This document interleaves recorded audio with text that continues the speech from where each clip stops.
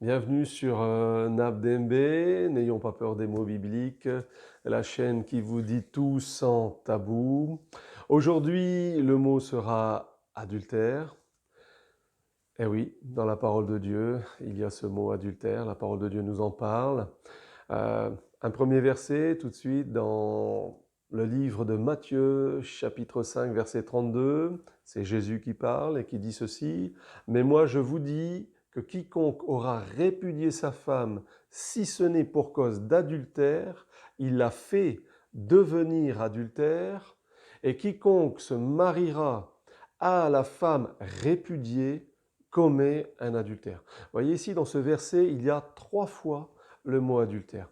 Et dans la deuxième partie du verset, les deux derniers mots, adultère, euh, je reprendrai le premier ensuite, je développerai sur le premier mot ensuite, mais sur ces deux derniers mots, en fait, ici en grec, le mot qui est employé, c'est moi kao. Moi kao signifie avoir une relation illicite avec une autre femme, commettre un adultère avec. Et cela vaut bien sûr aussi pour la femme qui pourrait commettre un adultère avec un autre homme. Un autre homme, voilà. Et donc, si on avait une définition biblique que je viens de vous donner concernant ce mot en grec, si nous y allons voir dans le dictionnaire, eh bien c'est exactement la même définition, c'est-à-dire avoir une relation illicite avec une autre femme ou un autre homme, selon que ce soit le mari ou la femme. Ici, je vais reprendre et revenir sur le premier mot. Et Jésus emploie ce mot, si ce n'est pour cause d'adultère. Et ici, le mot en grec, c'est pornia. Et pornia signifie relation sexuelle illicite, donc bien comme les deux autres mots que nous avons vus, donc c'est bien l'adultère, mais pas que. Mais pas que. Il signifie aussi fornication, homosexualité masculine ou féminine, ou avoir des relations avec des animaux. Et là, il est écrit dans la définition, etc. etc. Il signifie aussi avoir des relations sexuelles avec un proche parent, et ça c'est dans le livre de Lévitique chapitre 18, que je vous invite d'ailleurs à lire, vous pourrez aller voir où il est parlé d'inceste. Relations sexuelles aussi avec un ou une divorcée, et là on est plus dans le livre de Marc au chapitre 10, versets 11 et 12.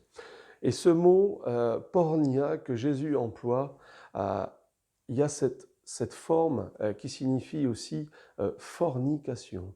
En fait, la fornication, c'est un ensemble de pratiques sexuelles qui va se passer hors mariage, mais pas que.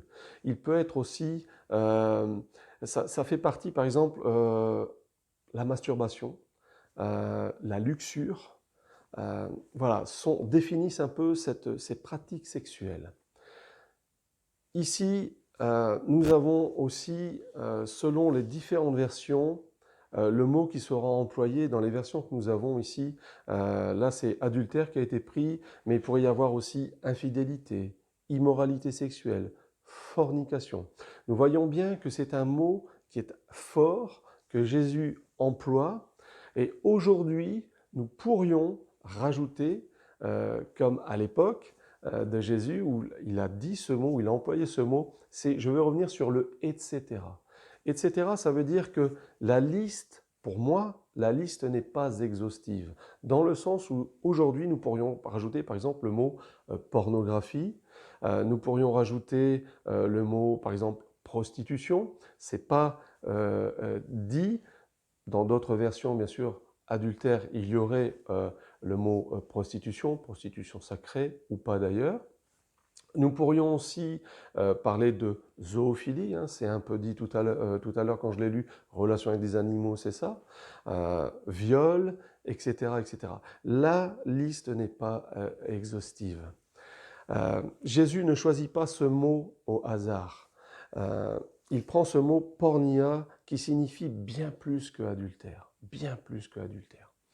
Je prendrai un deuxième verset dans le livre de Matthieu chapitre 5 verset 28 où il dit, et c'est Jésus qui parle là aussi, qui dit « Mais moi je vous dis que quiconque regarde une femme pour la convoiter a déjà commis un adultère avec elle dans son cœur. Et ici, le mot pour adultère, c'est moikuo, et moikuo signifie commettre un adultère, être un adultère, avoir une relation illicite avec une autre femme. Pourtant, là, c'est pas l'acte proprement dit, je dirais, c'est plus dans le fait de rien que de le penser. Jésus va très loin dans son raisonnement.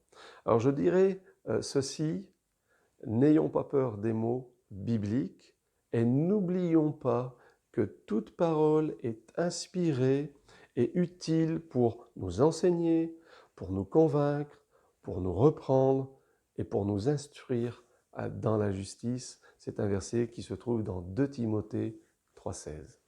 À bientôt.